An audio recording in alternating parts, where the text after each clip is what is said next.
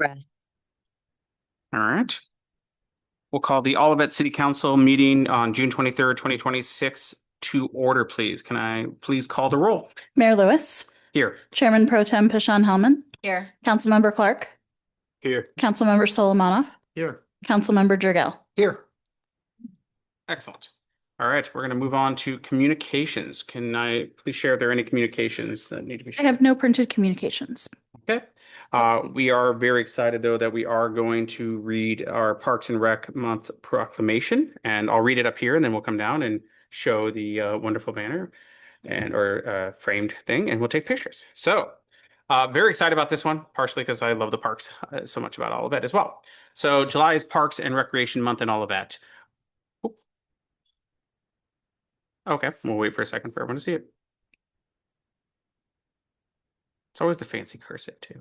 They don't do it in wingdings or anything like that. So, all right. Whereas parks and recreation is an integral part of communities throughout this country, including Olivet, and whereas parks and recreation promotes health and wellness, improving the physical and mental health of people who live near parks, and whereas parks and recreation promotes time spent in nature, which positively impacts mental health by increasing cognitive performance and well-being, and alleviating illness such as depression, attention deficit disorders, and Alzheimer's. And whereas Parks and Recreation encourages physical activities by providing space for popular sports, hiking trails, community centers, and many other activities designed to promote active lifestyles. And whereas park and recreation programming and education activities such as out-of-school time programming, youth sports, and environmental education are critical to child development. And whereas parks and recreation increases a community's economic prosperity through increased property values, expansion of the local tax base, increased tourism, the attraction and retention of businesses, and crime reduction.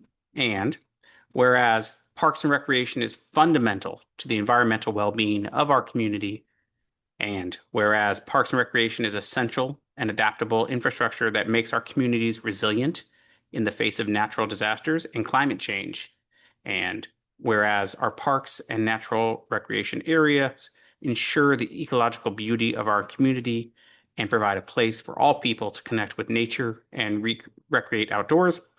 And whereas the U.S. House of Representatives has designated July as Parks and Recreation Month, and whereas Olivet recognizes the benefits derived from parks and recreation resources, therefore, be it resolved that the City of Olivet celebrates our 120 plus acres of parks, trails, and open space in the City of Olivet and declares July is Parks and Recreation Month in Olivet, Missouri, presented on this day, 23rd of June.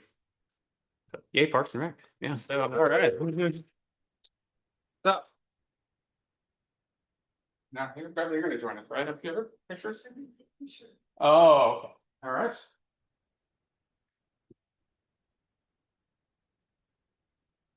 Do you want me to take a picture? Beverly, do you want me to take the picture? Let me get out the way. I'm usually not there. Come on. I take the pictures. Yeah, you guys have some.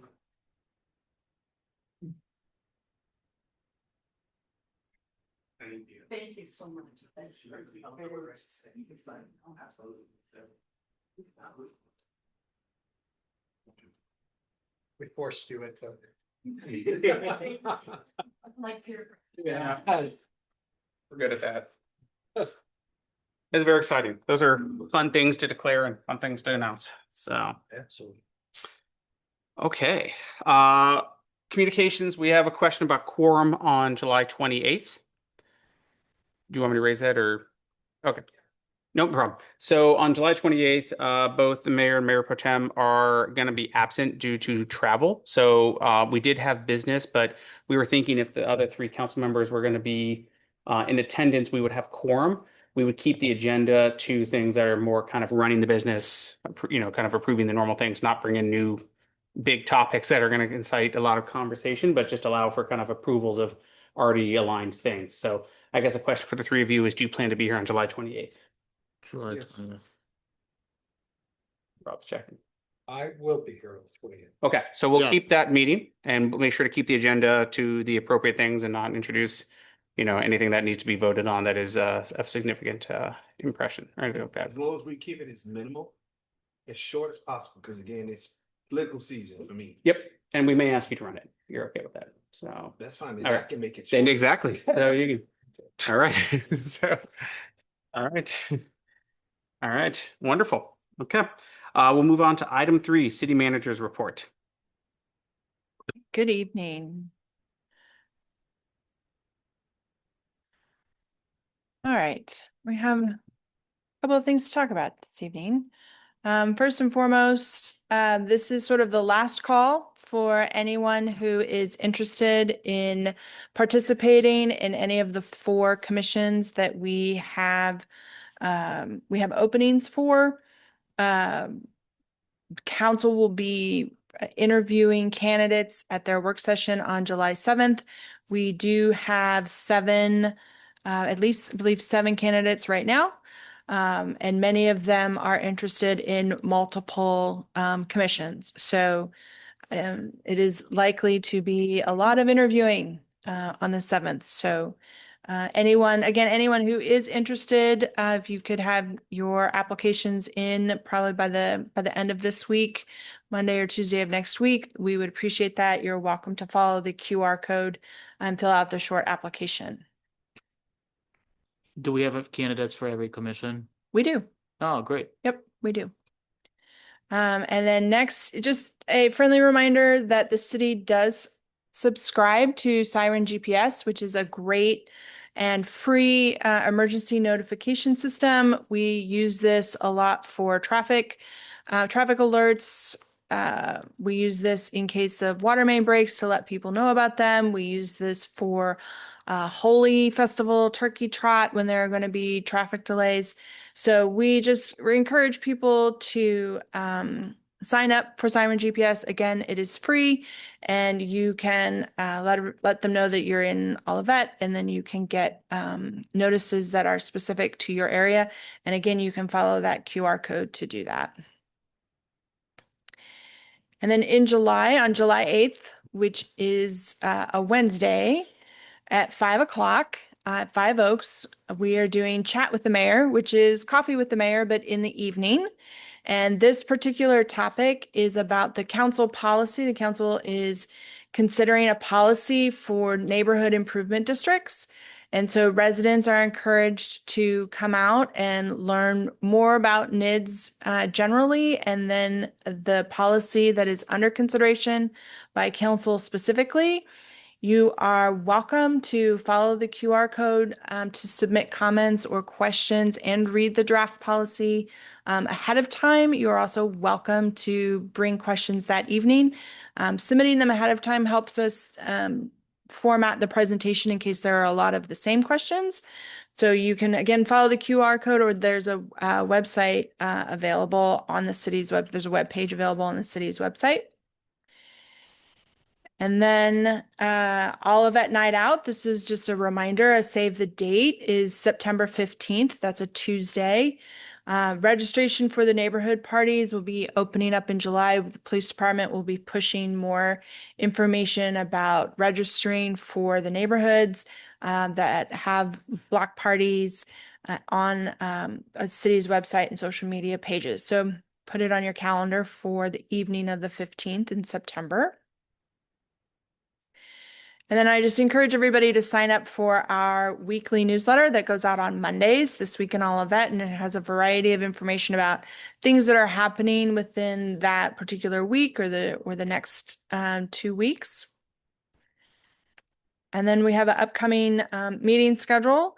And just to note that the city center offices will be closed July 3rd in honor of Independence Day. 5 Oaks on Worston will be closed on the actual holiday, July 4th. In honor. I'm sorry to interrupt. Yeah. PCDC is still happening on the 2nd because I saw a cancellation come across for a Zoom today on July 2nd on email. So I just want to make sure it's still happening on the 2nd. Okay, I had gotten that email. I don't know if anyone else did, but it was cancellation for a Zoom call on the 2nd. So I was just wondering. But okay. So PCDC is still on July 2nd. Okay. Good Okay. to know. And that's all I have unless you have any questions for me. Anyone on the council have questions? No. Okay, great. And then for staff reports, please. Staff report, starting off with fire department. Firefighter Hannah Schultz.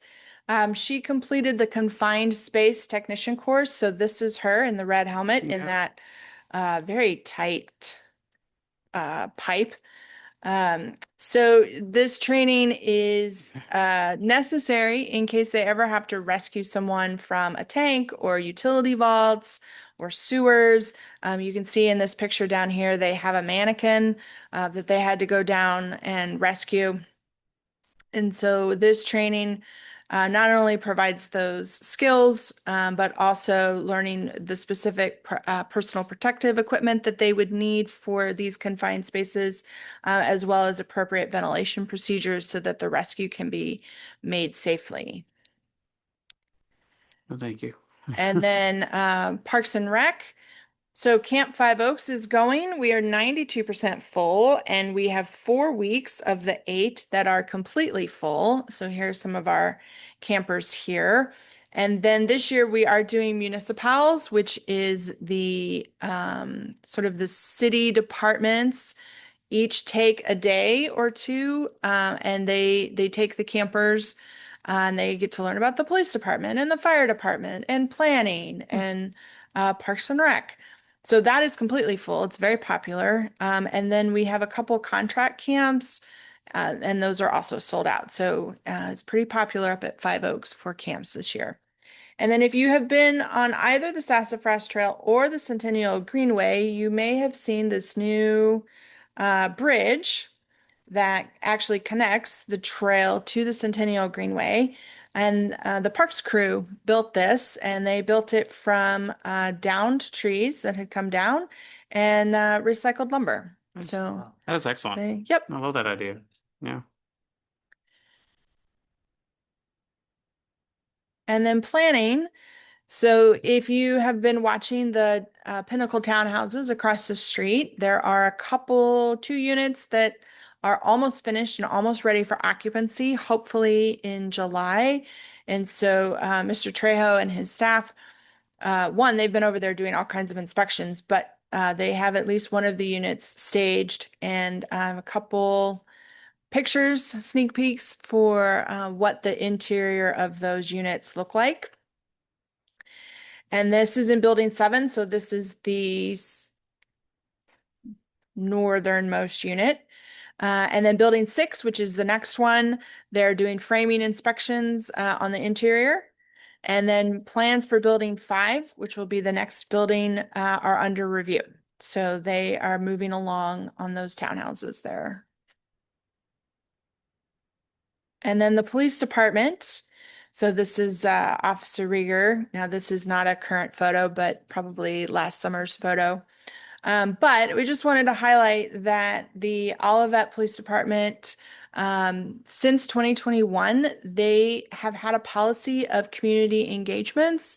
And so these are intentional interactions that are just kind of a hi, how are you? Non-enforcement interaction with people in the community. So businesses, walking through the school, walking through businesses, stopping to see the young lady selling flowers at the side of the road, stopping at the neighborhood lemonade stand, saying hello to people in the park. And so the officers track their CEs, their community engagements each month. And so to date, in 2026, we've had over 1,500 community engagements. So the next time you see an Olivet officer out and about, say hello. And then lastly, Public Works. So a couple of things. The Ameren project on Price between Old Bonham and south past Delmar into Ladue. So they have finished the underground vaults. The crew has been assigned to another project, but they will be back and they will be installing the cable between the vaults. So they'll get in the vaults and they will pull the cables. That should have a lesser traffic impact than when they were digging in the road and putting the vaults in. And then if you have driven by Olive at Dealman Industrial, infrastructure management has been working diligently on that project. And in fact, they were paving today.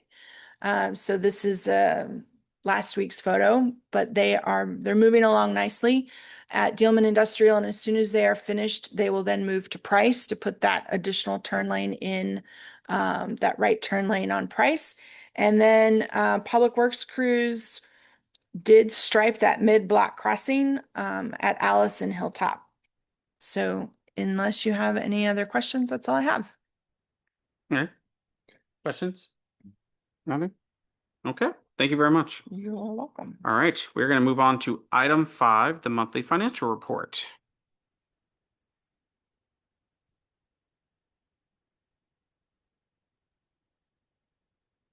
Good evening, Mayor and Council. I'm reporting on finances for the city through the month of May for FY 26. There have been no big changes in the finances in the month of May. We did do the administrative transfers, so those are completed for the year. You'll see those reflected throughout the year, throughout the funds, I'm sorry. If you look on the first page of that report, looking at our reserves, we are in excess. So we're in a good position there. Also, the general fund revenues and expenditures are also in positive numbers. So we're doing pretty good there also, a positive variance.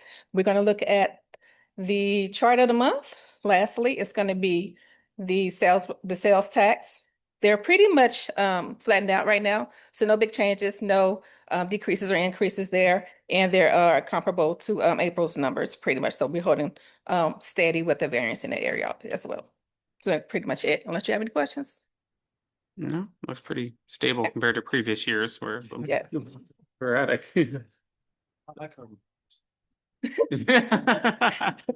Thank you very much. Right, thank you. Appreciate it. Mhm. All right, we're going to move on to item 6, city council liaison reports. So we'll hear from each council member for their report, and then I have some conversation on new business. So we'll start with council member Solomonov. I have no report for today. I'll be attending the ADC meeting next week. Okay. Council member Clark. I have nothing to report at this time. Thank you. All right. Council member Jurgao. Yes, I was at the Park and Recreations meeting and everything seems to be on track with that. But there were some other highlights. There earlier this month, there was a water intrusion that occurred in the equipment room, but it's on track to be fixed and taken care of and hopefully prevent anything from happening like that in the future. So they responded fast. We got some updates on the park visits. It's a neat program that they're doing with all the members of the commission there. We're basically going out to visit all these different parks to kind of record, how many people are there, what age groups, what are they doing, just to get their hands on everything. Like a that's census, going on. like a census. So to speak. Yeah, and trying to do different times of the day because obviously with parks, sometimes they're quiet at sometimes versus, heavily populated at other times. But I think that's a neat program, that they're doing, and getting out there, which is good. Then they're also reviewing the park's work plan and really focusing in on the Warson Park master plan that they're going to get geared up to start, which is exciting. Then we also had a brief discussion on the Indian Meadows Pavilion, just to kind of get a better understanding after some of the public comments that we heard last month. Nothing really too detailed, to report on that, but just trying for myself to get a little bit more of a background on the issues. Good.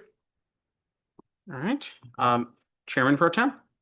I attended the PCDC meeting on the 18th, and the meeting was fairly lively in the sense that there was a group of residents from Crabapple Court who came to speak about their concerns with Olivet Lanes and the flooding that they experience as a result of runoff from that particular business. There wasn't really much that the commission was able to do, but I think it's good for the council to kind of be aware of the concerns that were brought up by those constituents off of Crabapple. And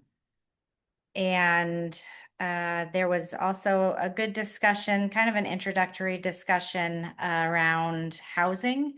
So looking at housing and different options for creating and maintaining as much attainable housing within Olivet as possible is one of the priorities of the PCDC, but also aligns with one of our council goals as well. So that conversation kind of got underway with a little bit of data about what types of housing we have in Olivet and some of the median house price and how that has changed over the years. And just looking at some new and different ways to think about housing. So if there are any kind of ideas or questions from the council that you would like for me to bring to the commission, please let me know so that I can bring that to the next meeting, where I imagine the discussion will continue if the business items on the agenda aren't too lengthy. And then I had a question, Jennifer, when we were talking about communications, the letter that came in from the constituent, Alyssa Rose, regarding the flock cameras. When I replied, I yeah. think I CC'd you on it, but if I didn't, I apologize. I wasn't sure if that was a communication that would need to be shared. Well, that was a communication that went to all council members, right? So I guess from a staff perspective, if it doesn't come directly from the communications email, or if the individual themselves doesn't say, we would like this read at a council meeting, if the council member wants, if you want us to read it under communications, then please let us know. But because you guys often get a lot of communication from individuals, our default is not that every single letter gets written or So- gets read. So, Okay. but it also did go to every single council member. But I think and that's interesting, because then the question is, how do we insert it in public use? That's helpful. I guess I would ask, because it did pertain to the budget, which we're discussing tonight, if you have it available, or if not, I can bring it up, and maybe we can read it when we have public comments in a minute, or hear from citizens in a minute. So we can bring it up then. So I think in the future, then it's a good call out that if we want something read that went to all of us, we should address it and bring it up. But I have seen people sometimes say, will you please bring this up, right? And Right. If they put that in the body of their email, or if they directly send it to communications, right, then we know, but otherwise we do not default to, because constituents, contact you guys all the time. So if you want it read at a council meeting, please let us know. We're happy to do that.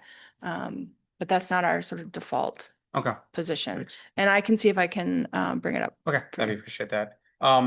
Did you have anything else? I'm sorry. No, that was all. Okay, so I'm going to be attending the Olivet Housing Authority Board, the first meeting on June 30th. So next week, next Wednesday, I think it is, next Tuesday. For topics at lunch, so I'll be able to report on that, but that'll be the first one. And then another thing I wanted to bring up is something on new business. So the Chairman Pro Tem, City Manager, and myself had been discussing at our meetings how, as we have constituents come and approach us and ask questions, whether it's just, in your day-to-day life, or it's an email or something like that, what is the right way to bring it up so it can then become a conversation and a topic? And so we're trying to think about how, because it's important to recognize we have to put things on the agenda so the public knows that we're having a conversation about something. We can't just ad hoc bring up a topic and have a 30-minute conversation on it. So what we suggesting now is, during our city council liaison reports, we'll kind of call it liaison reports / new business. And so as you bring up anything on liaison, is if you want to bring up a new business to say, hey, a couple of residents have come up to me and brought up a concern on birds nesting and whatever, or something like that. I'd like to have that as a topic of conversation, or can we bring parks, or can we bring, public works, or in a future conversation. But it's important to note, it's not to have a conversation that day. It's not to have a debate that day, because we've not put it on the agenda, so we can't go deep into it. It's not to discuss, but you can raise it to then that way, because otherwise we may not have heard about it. We can't discuss it without having a quorum. So it's a way to bring it up that then we can then put on future agendas so the public knows, and we can bring the right staff or people to have it. Good. So any questions or concerns on that from anyone? No, it's a good idea. So let you know ahead of time. Nope. You can bring it up when we ask you for city council And then liaison we can reports. discuss it. You can bring it up, and we won't be discussing it, but you'll bring it up as a topic, and then we'll add it to a future agenda item. Yeah, So, perfect. because we are looking for a way to, how do we bring these things up? So, All right. okay, great. Okay, we are going to move on to item 7, hearing from citizens.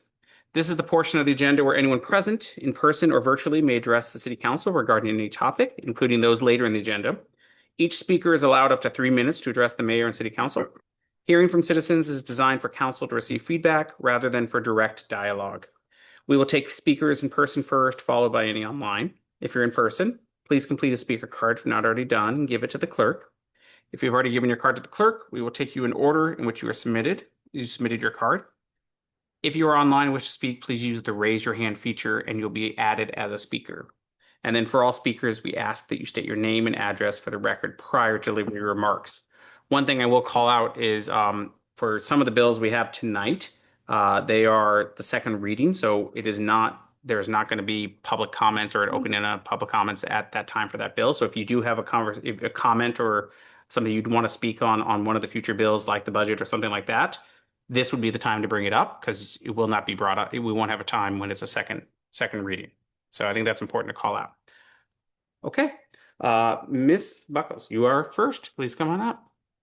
And please make sure to turn on the mic and your name and address. Okay, my name is Louita Buckles. I live at 9638 Huron. Thank you all very much for what you've done and for the gentleman that came to the park. Now we've got some new issues concerning AZZ galvanizing. On the walk, there are dead birds are dying, and also rabbits and squirrels. So we would really like to have your help concerning that matter. And if you've got some feedback or something concerning AZZ galvanizing, we would really appreciate it. And also, sorry that Jenny Littleton couldn't be here because she had a cancer treatment today. I just like to leave this, and I'm going to sit down. When troubles hit, remember what is true and take heart. Thank you. Thank you very much for your comments. I appreciate it. All right. Anyone else in the audience? I don't think so. All right. Online, I see we have one person. If Mr. Michael Miller, if you'd like to speak, please raise your hand. All right. Ms. Jackie, were you able to find the letter? Or I think Ms. Conrad has it. Okay. That'd be great if you don't mind reading it. So this was sent to, I think it was all of us, or it was all of us, and I replied. So we'll just read this since it pertains to a matter today. I am writing to you with concerns about our city's use of flock safety cameras, especially in regards to the increasing reports of their misuse, poor security, and data sharing with federal agencies. Cities across the U.S. are canceling their contracts with them due to these and other concerns. This camera system creates a massive national database of all of our movements and allows departments and agencies across the U.S. access to sensitive local location data for local residents without their knowledge, violating a reasonable expectation of privacy. News outlets and privacy groups have reported on several major issues with this company and how they operate. Out-of-state enforcement, police in Texas have used flock safety to track women seeking reproductive health services.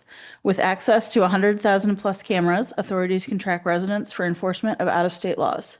Federal access to data. While flock safety has said it does not share data with federal agencies, records have shown other agencies using flock's data on behalf of ICE and other organizations. This expands the federal government's violent actions against immigrants and U.S. citizens, as we've seen in other cities. Tracking protected speech. Data from public records requests have shown law enforcement explicitly searching for traffic around protests and First Amendment protected speech. Personal misuse of data. Police across the U.S. have misused these tools, including an officer tracking his ex-girlfriend and another selling data to a private company. Illegal and invasive use of these systems from individuals far outside Missouri can put local residents in harm's way. Poor security. Flock has seen multiple news cycles highlighting their poor security, with projects like HaveIBeenFlocked.com making the results of 80 million Flock searches public, and a video from 404 Media and Ben Jordan showing the company had left admin access and live streams from their devices publicly available online. While I understand the need for public safety and supplying the city with the tools they need, flock safety puts people at risk and violates the privacy of local residents and the neighbors who visit and work in our community. Cities in New York, Virginia, Oregon, California, North Carolina, Texas, Illinois, Arizona, and other states have dropped plans to use flock safety or decided to cancel contracts with them over these and other concerns. I encourage you to cancel our city's contract with flock safety and remove these cameras from the community to ensure the city safety and privacy of residents and our neighbors. Thank you, Alyssa Rose. Thank you very much. Appreciate it. All right. Don't see any other public comments. So we will move on then to item number 8, Bill 3063. Could you please read the title of the bill? Bill 3063, an ordinance making appropriations for current expenses of the city government of the city of Olivet, Missouri for the fiscal year beginning July 1st, 2026, adopting a certain budget and adopting a certain salary schedule. Second reading. Good evening again. This is already mentioned, the second read of the budget.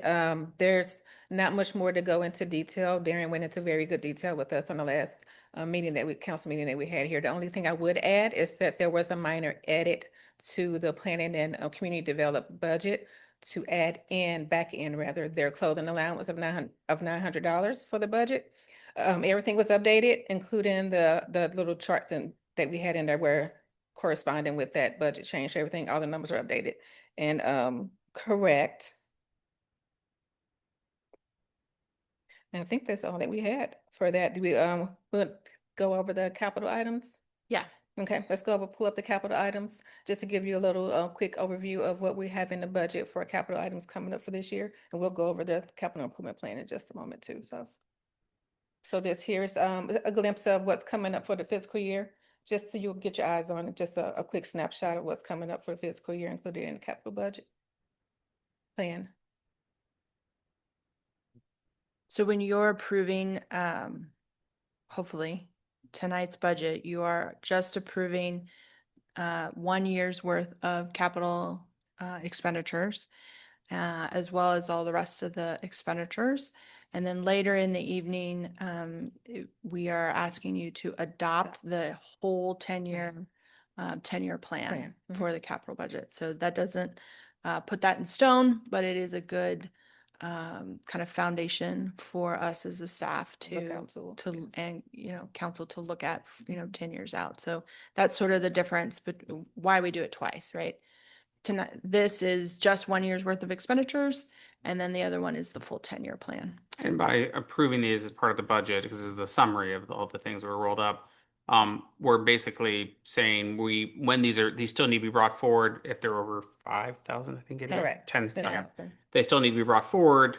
We still could have discussion items on there, but unless we make comments on it tonight, we're generally aligned on these, so the departments could assume that we're going to be favorable at that point. So, okay. That's all I have, unless you have any more questions. Yeah, if you don't mind, stay up in case we have questions. So I guess we'll ask the council. Did you have questions specifically about the budget? I saw the modifications, or specifically about, I think we had some questions about specifically some of the items in here, or wanted to just call out that we want to have further discussions on them. So. Yeah, I don't have any questions. I asked 1,000,001 questions of Darren earlier, and he did an excellent job of responding to all of them. I did with the capital improvement items. I do want to learn more about the license plate reader system, also known as Flock. And with the concerns that were raised by the constituent, and then also concerns that I've just seen and heard in the news, I think it'd be important for me. I'd like to learn more about how the data is collected, how it's used, what safeguards are in place to prevent some of the misuses from happening again. So I'm willing to approve as it is now, with the caveat that I would like to learn more and hear more before When that item comes forward as an individual item. So that would definitely be more of a topic for the police department to go into detail with you on. And we Beth talked is here about tonight if you wanted to. No, I think it's only fair we give Chief Okay. Andreski time to come forward in a future session, but. Yeah, we talked about potentially putting it on the August work session to give her an opportunity to explain it to you, because it is timely decision about a contract and things like that. But Yeah, if you do have. We can write them ahead of time to, if that would help, I think. You can, this topic is not a surprise to Chief Andreski, Good. but if you had like a one sort of burning short question, she might be able to answer that Yeah, this evening. I personally, and I'll add to that, I have those questions, but I think it's also, I want to hear also then how we as Olivet have used it to actually, for public safety, like at what times we used it, whether it's internally, like we found things, or has it been statewide, like, hey, for Amber Alerts or something like that. And so I think it'd be helpful to understand how we've used it, how it's been helpful, but then also I think what the Chairman Pro Tem brought up of understanding, like, how do we safeguard, how do we make sure, knowing these things that have been brought up and, and across the country, how does that impact us, and things like that. So, but I think that's a fair point in terms of comfort for approving today, just as long as we get to have that conversation for future. All right. One other thing, just to add to that, one other thing I'd want to know is for these cameras are used both on public and private property, right? So even if we were not to renew our contract, any private properties could still use those cameras, right? So kind of halfway. Andreski, Olivet Police Department.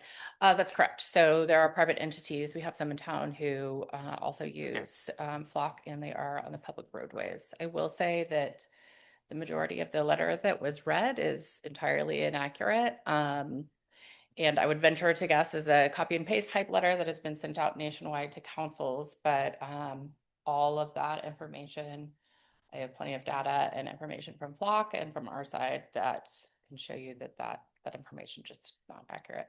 But it's probably a timely discussion and probably lots of questions and lots of information to share.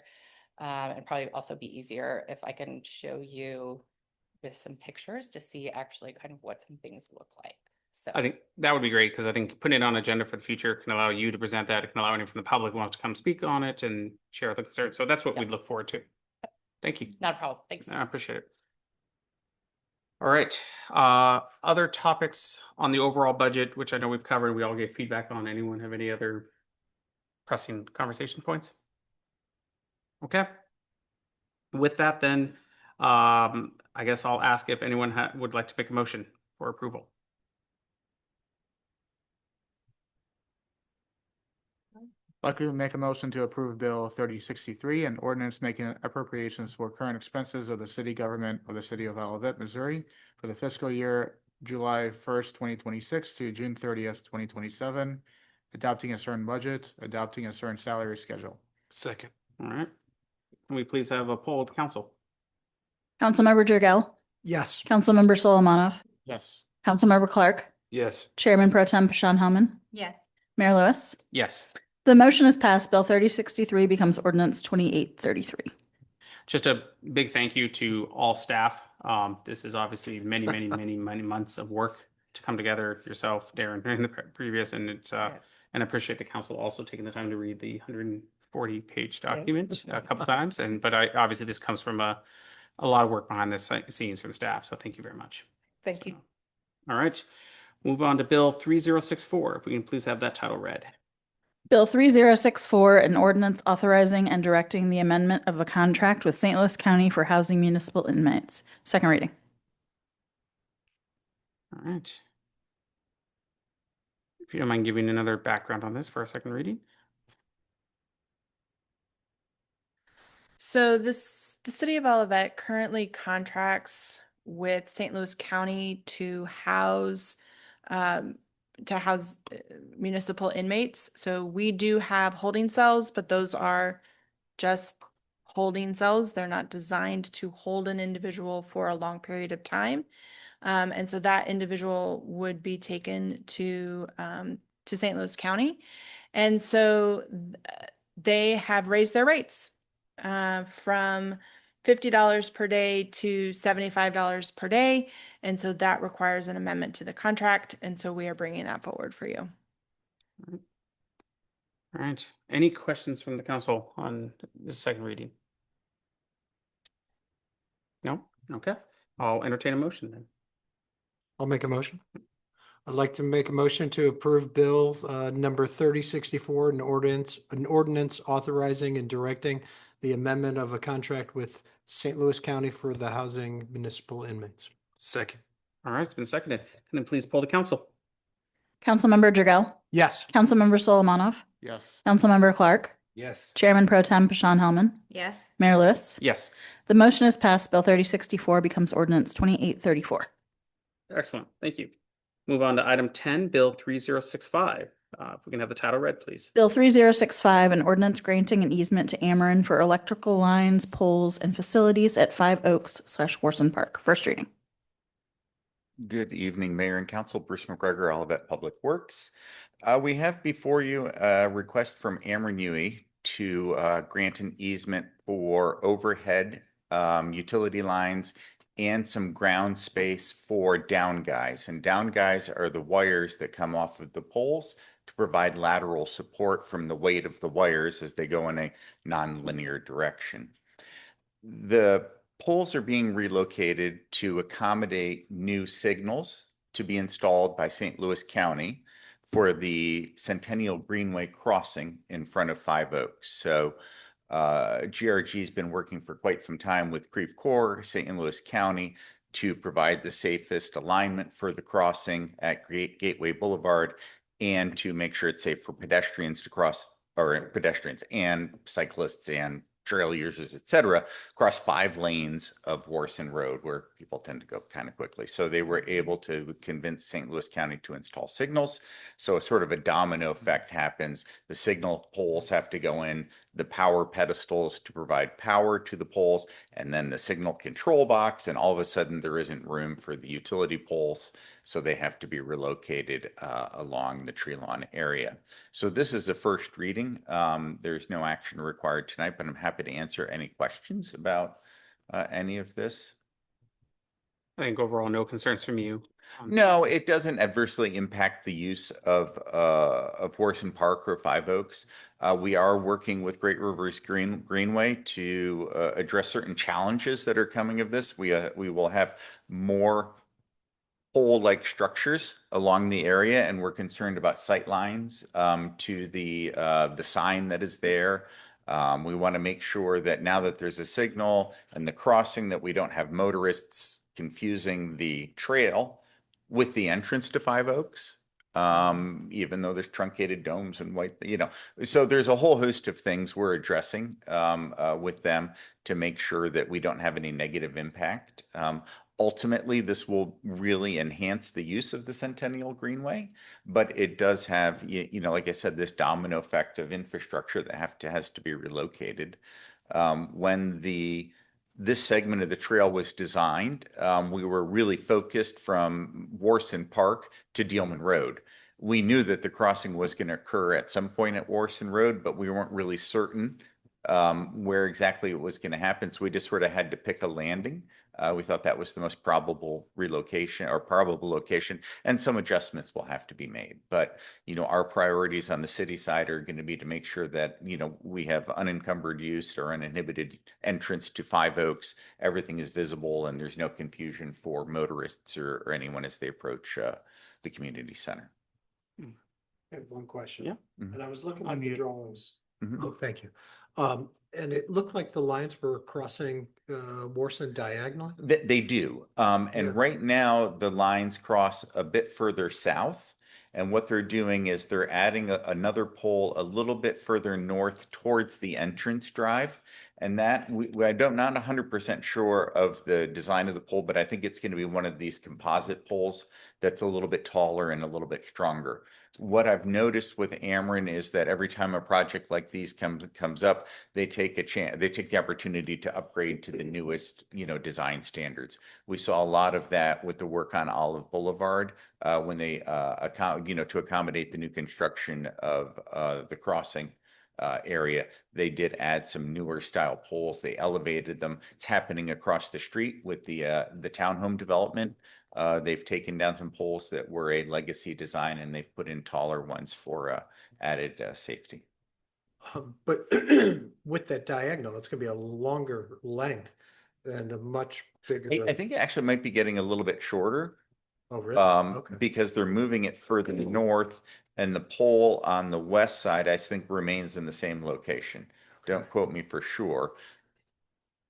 It's currently. It is, yeah, it is crossing the road there. It's Okay. just the pole is further south, closer to where the St. Louis County infrastructure has to go, because we have to have a signal mast arm for Gateway as it approaches Warson Road going east. Then we have to have for north and southbound. So there are 3 mast arms that have to be installed in that area to accommodate the stoplights for the crosswalk. So all that congestion is why they're having to move those further, that utility pole further north.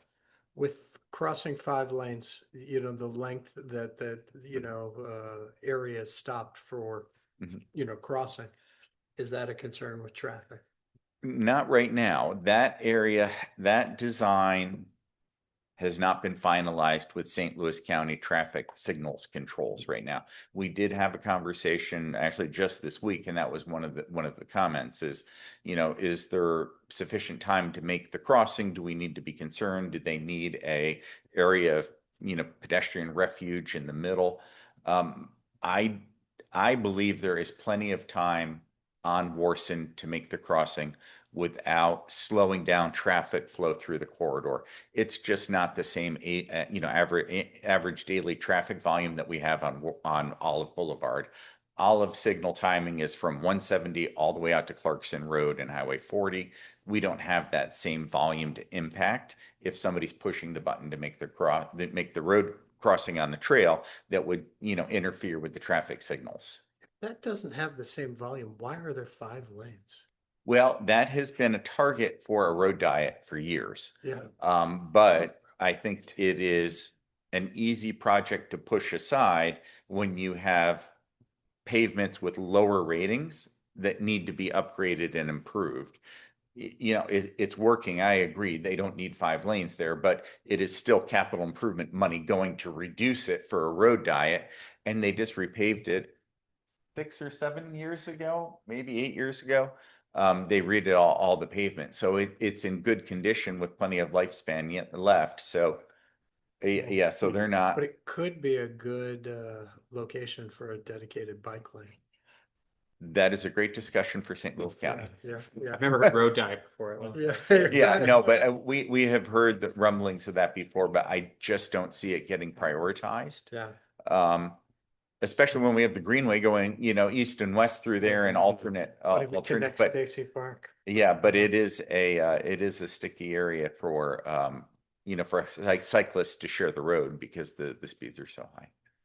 All right. Oh, I have a question because I'm having a hard time looking at these maps and Mhm. really understanding where this signal is going.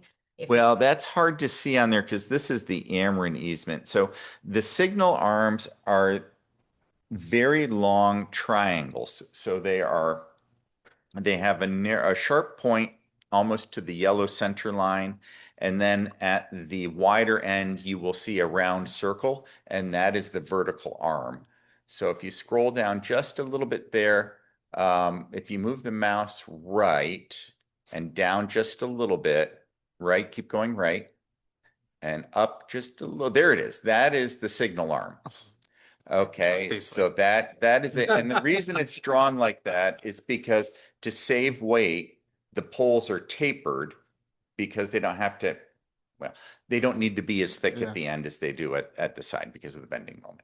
Okay. So that is the signal arm. Also, the point of the particular exhibit is to showcase the easement rather than the. Yes, this is not the the signal. traffic diagram. This is the easement. So you'll see where it says overhead easement, that's where the aerial lines go overhead. And then that rectangle there is for a down guy, this cable support for the pole. And can you clarify, is this a traffic signal for vehicles? Yes. As meaning, is it on, or just for pedestrians? Like, is it only activated when a pedestrian pushes a button, or will it be a rotating signal? We've had based that on- discussion and it is to be decided by St. Louis County. There are a number of ways to do this, okay? You can put it on a fixed schedule, you know, where the button just, you know, the crosswalk periodically engages, or you can have a hybrid solution where it's a push button only, okay? and then it's programmed for timing. That will be driven by St. Louis County, the traffic volumes, and some use. So we unfortunately don't control that. It is up to St. Louis County to decide how they want to do it. You know, in the early years when we're not getting as much volume through there, it really makes sense to have this queued by push button. Because it doesn't really make a lot of sense to be stopping traffic when there's no movement. The other thing is that traffic from Gateway Boulevard, while MoDOT uses optical sensors to count, they call them tokens. When the car pulls up, they see that it's a vehicle, a token gets registered at that location. St. Louis County uses sensors in the pavement to register vehicles approaching in certain lanes. So if there's no traffic from Gateway Boulevard needing a signal to turn left going north, it wouldn't cue the intersection, right? To give them the stop north and south to make the turn. But again, I'm not certain what St. Louis County's preference is, but there are just a number of ways to do it. But you would expect that in addition to this signal, there would be one on the, you know, perpendicular to. Yeah, there are Gateway 3 Boulevard. mast arms. Okay. There's one for southbound traffic. There's one for Gateway Boulevard that is going to be facing west. So as people come in from Gateway, and then there'll be one for southbound traffic on there. There's a total of 3. And then in the tree lawn area adjacent to the crosswalk, there will be one concrete foundation with a meter base in it that provides power from Ameren, and then there'll be another box that has all of the signal controls. That's typically the way they do it. They might have a consolidated unit with signal controls and meter base in the same one, but usually you'll see a separate meter base. So this is the first reading. Obviously you'll be back for. Yeah. So we'll be back for this. And then of course, as this moves forward, we'll have some easement requests from Great Rivers Greenway for the construction. So this is just the preliminary part of the project. So we'll be back once that is all, you know, determined what they're going to need to actually build the crosswalk and realign the existing trail a little bit on city property. But once they are using a federal aid, Creve Corps is the applicant for the federal aid project, just like we did with Indian Meadows. So they're awaiting what's called the A-Date, which is approval from MoDOT to begin right-of-way negotiations. So we're expecting that probably August, September, something like that, that we'd be back with a temporary construction easement request. And then just to follow up with that, if it's determined that the trail needs to be moved slightly to align with whatever they determine is a better alignment for the signal, would we then would this easement just automatically adjust to whatever the, you know, the movement required would be, or would we need to have this come before us again? No, this alignment, it's a little bit hard to see on here and it might not show it, but the alignment is established on the south side of Gateway Boulevard. Okay, so we're not talking about moving this thing 30 feet. It's a minor adjustment, you know, within 10 or 15 feet at that location where the existing trail terminates at the sidewalk at Warson Road. So you would go a little bit north of where it is today, if. Yeah, let's see here. I think that's what you're asking, right? Just to make sure that it aligns with the intersection. Yeah, so the crosswalk is going to align with the south side of Gateway Industrial over there. Okay. That's where they found the best area to put in the trail area. Gateway has a unique design in the industrial park where some of the buildings essentially a side yard frontage is also parking. So there wasn't a lot of room to accommodate the trail without eliminating parking on the sites. And it's, you know, about threading the needle and the least obtrusive impact, right? I mean, it's, and also finding a landowner who's willing to work with you, right? Some folks are like, no way, you know, those 8 parking spaces, if you look on a satellite view or you go over there, you'll see on the north side of Gateway that they'd lose, I don't know, 8 or 10 parking spaces right there, you know, if we were going to put the trail in that location. All right. Thank you. That was good discussion. Okay, you're welcome. Yeah. All right, we'll bring that back for second reading at a future meeting. Move on to item 11, resolution 2026-266.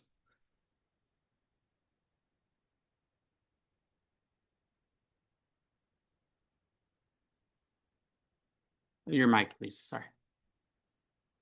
All right, good evening, everyone. Again, I'm here presenting the capital improvement plan that we spoke on just a little bit earlier here. This encompasses 10 years, so FY 27 through FY 26, and is to be used in partnership with the budget. It is on its 11th iteration this year. So just to touch on the basis of the definition of what is considered a capital item, as mentioned before, must cost at least $5,000 with a lifespan of at least a year, and also should be classified as a piece of equipment for us to use. Okay, so the plan is basically a plan to spend over the next 10 years. Departments heads they use this as an identifier for their department to figure out what's needed to keep their apartments flowing efficiently for to maintain service levels, basically. And for an example, what would be coming up in this 10-year span is like the fire truck that we're going to order starting in FY 27, but won't hit us financially to 29. Yeah, so just an example of what spanning inside those 10 years we have coming up. We use it in finance as a tool to help us to look out a little bit further to see how to plan our finances to compensate for what we would need to be purchasing during the next 10 years. And looking inside the capital item plan, fire department seems to be the lead with their requests. We have about like 75 different requests for all departments this year. Fire leads with about 22, police is second with about 16. So that's pretty much all I have for the capital improvement plan. We're looking to get that passed this evening, hopefully. Any questions from the council? No? All right, then we'll entertain a motion. I'd like to make a motion to approve resolution 2026-266 as presented. Second. All right, can we please poll the council?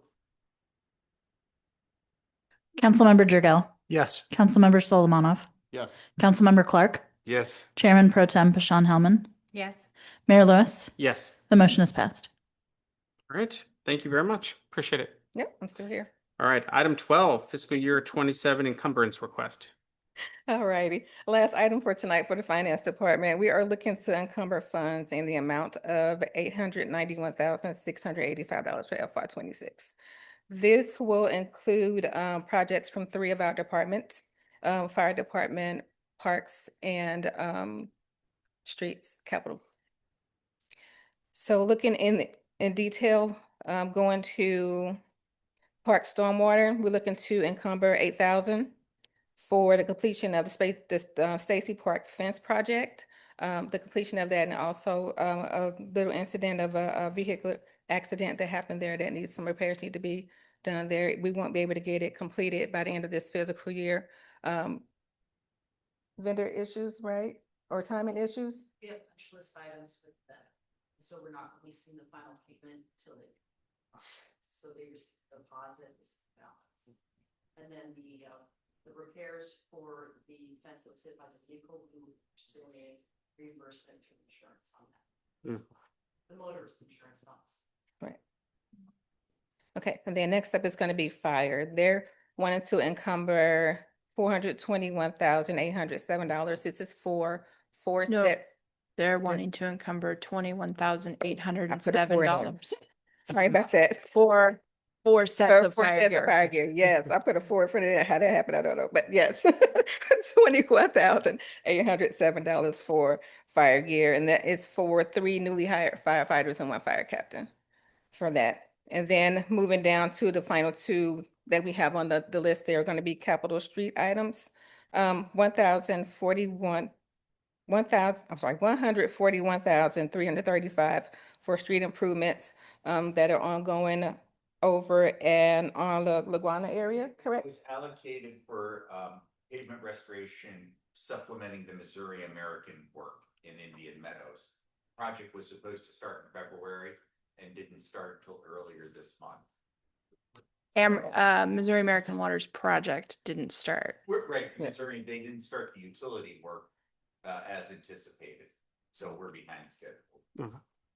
Okay, and the second part of that is going to be a cost share project in the amount of $720,543.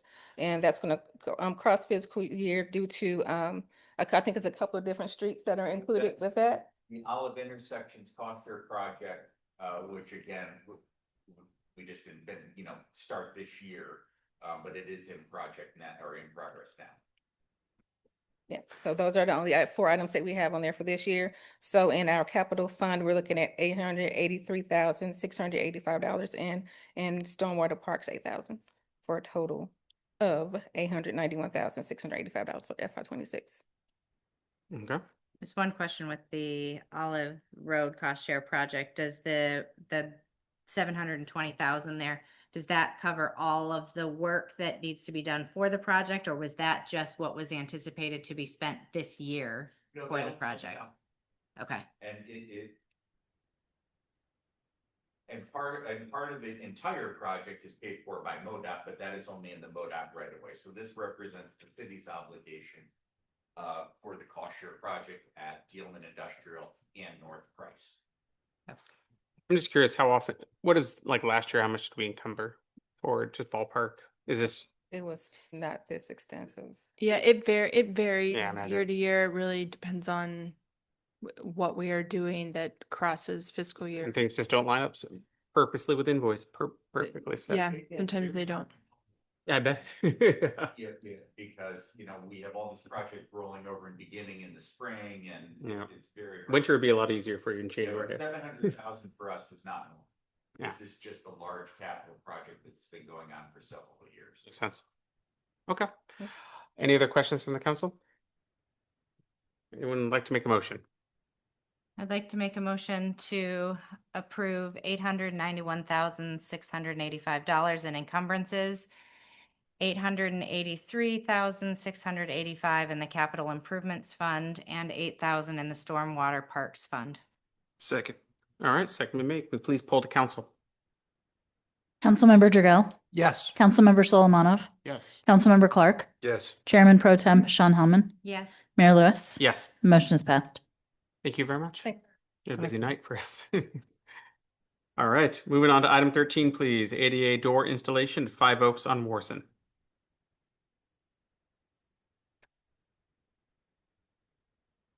Good evening, Mayor and Council. Beverly Tucker Knight, Parks and Recreation Director. This evening, I'm presenting a report for you on behalf of Assistant Director Patrick McGee, who's unable to be here this evening. When we opened 5 Oaks on Warson, it was built to ADA code, the American with Disabilities Act. This is a code that enables people with mobility issues to access the same features as people that do not have mobility issues. The code is very specific. The building was built to the code. However, once the building opened, we had users who reported difficulties with getting in and out of the changing suites. These doors, the changing suites themselves are built inside to ADA code, but the doors themselves were not required to be motion assist or electric. So one of the things we found is people that live in Olivet who have had surgery, particularly hip replacement and some other surgeries, really appreciate being able to come to 5 Oaks. Some have purchased memberships and some have just bought day passes to be able to come and use our showers. It's been a remarkable service we've been able to provide to the community, but that really pointed out some issues for us. So family members had to come with them to open the doors for them. We also have people that have had strokes that are using walkers, and also parents with big strollers have difficulty getting in and out. So we we requested money through the Capital Improvement Project. It was approved, and now we are rushing to get this item completed before the end of the fiscal year, so we don't have to encumber. But in doing the project, we received bids from 3 electricians and from 3 door companies.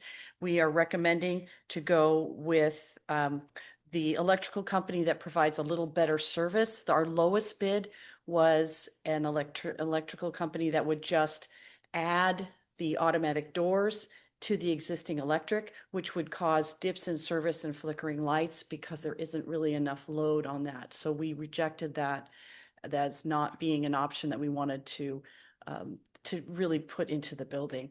We also want a system where the electrical components for these door operators will be on the exterior of the door on the locker side, not on the inside, so they'll be protected from some of the moisture because they are showers.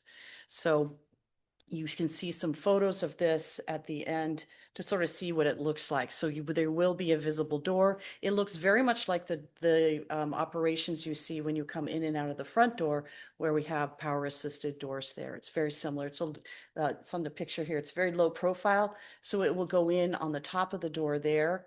And then on the inside, you really won't see much of it. There will be a push button on both sides. And then for the door, we've selected same day door service. H&G Schultz door, it's very expensive. This is the company that installed our doors. And we were thrilled to find a vendor that was much more affordable. And they gave us actually a more complete bid. They provided the photos. So we really felt that their attention to this project, that they cared more about the project and doing it correctly. So we really had a very good feeling about that. So the amount we're requesting this evening is a lot less than what we originally requested with the project. So that's happy news for us. That often doesn't happen, particularly recently. A lot of our estimates that we've had before some of the worldwide impacts on pricing, our things have been much higher. So it's lovely to come before you this evening and request something that is below the original project. Yes, it is rare. That's great. Yes, I have a question. a unicorn. Yeah. On these doors, are the warranties on them comparable? They are, yes. And we are only doing 2 doors because we do have 8 changing suites. We're only putting these on 2. We did debate putting them on the restrooms that are up in the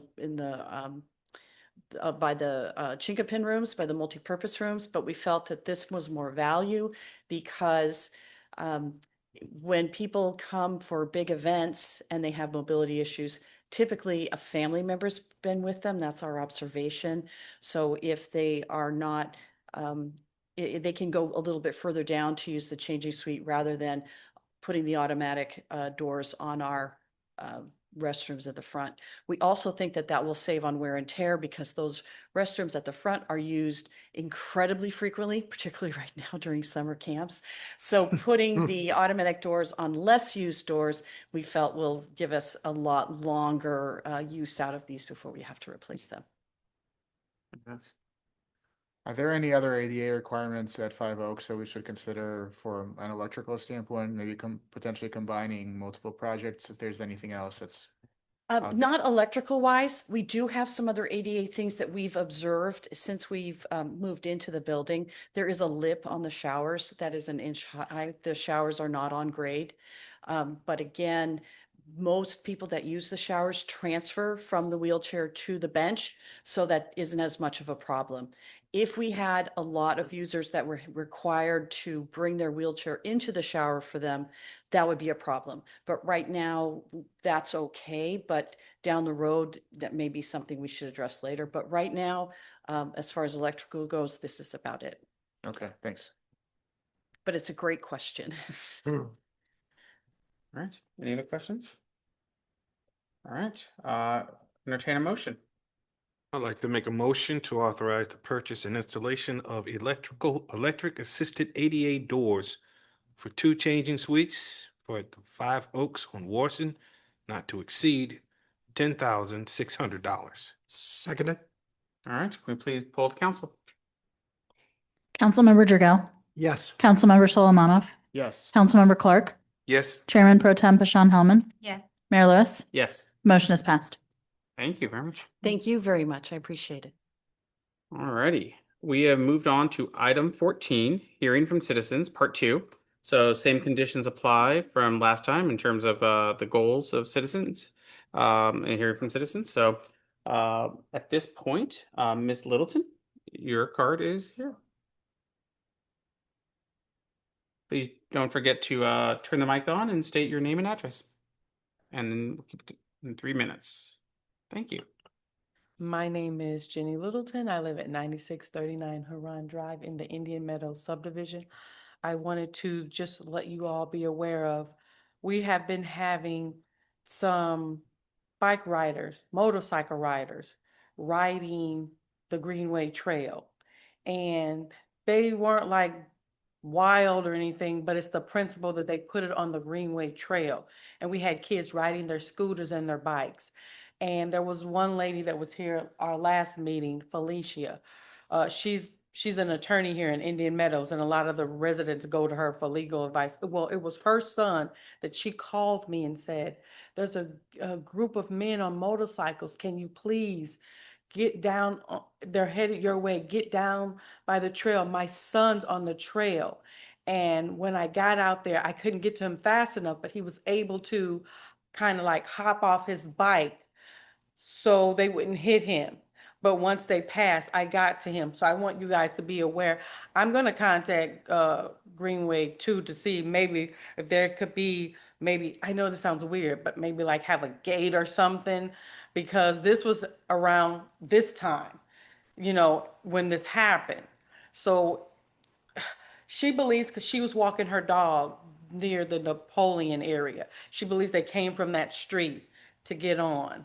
So we've been having that, and we've been having a man through the night screaming up and down the Greenway Trail, with anger, vulgar things. So we're just kind of thinking there's a point that maybe we could cut it off or close it or something.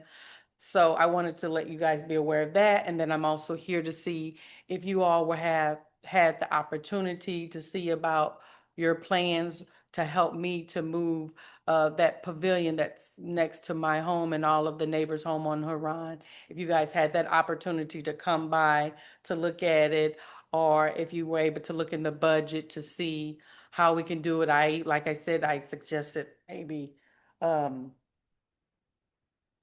dig it up, or what goes up can come down, take it apart.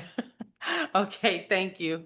Thank you very much. A question for you. The gentleman, he's just walking up and down, just screaming at the top of his lungs? Yeah, and it starts from midnight to 1, 2 o'clock, 3 in the morning. I've been blessed that I haven't heard him, but other neighbors call me, Jenny, have you heard him yet? And I was like, I haven't, and I'm up. But my neighbor who's 4 houses from me on my left, he and those neighbors, they've been hearing it. And then I've been getting calls from where the old community center used to be. They tell me he starts from their house up that way and walks all the way down this end. So that's something that, you know, I don't know if he's mental ill, if he's snuck out of his house or Call the something. police? I don't know if they have, but I've let the police be aware of it because I haven't heard it, but other neighbors have called me about this gentleman. Thank you. Okay. Thank you very much. Appreciate it. All right. Is there anyone else in the audience who wishes to speak? All right. Anyone online? Okay. Thank you very much. All right. We'll move on to item 15, review and acceptance of minutes. Does anyone have any corrections to council minutes from June 9th? No. All right. Do I hear a motion then? I'll make a motion to approve the meeting minutes from June 19th, 2026. June 9th. June 9th, yeah. All right. I Do I hear second that motion. All right. Will you please poll the council? Councilmember Jurgel, Yes. Councilmember Solomonov, Yes. Councilmember Clark, Yes. Chairman Pro Tem Pashon Hellman, Yes. Mayor Lewis. Yes. Motion is passed. Move on to item 16, city attorney's report, please. No report this evening, but we will need a closed session as indicated on the agenda, number 17. All right. So I will entertain a motion to go into closed session. I'd like to make a motion to move into executive closed session pursuant to the revised statutes of the state of Missouri to discuss legal action or litigation and attorney-client privileged matters pursuant to section 610.0211. All right. Do I hear a second? Second. Okay. Can we please poll the council? Councilmember Jurgel, Yes. Councilmember Solomonov, Yes. Councilmember Clark, Yes. Chairman Pro Tem Pashon Hellman, Yes. Mayor Lewis. Yes. Motion is passed. All right. We will now close the regular meeting and go into closed session.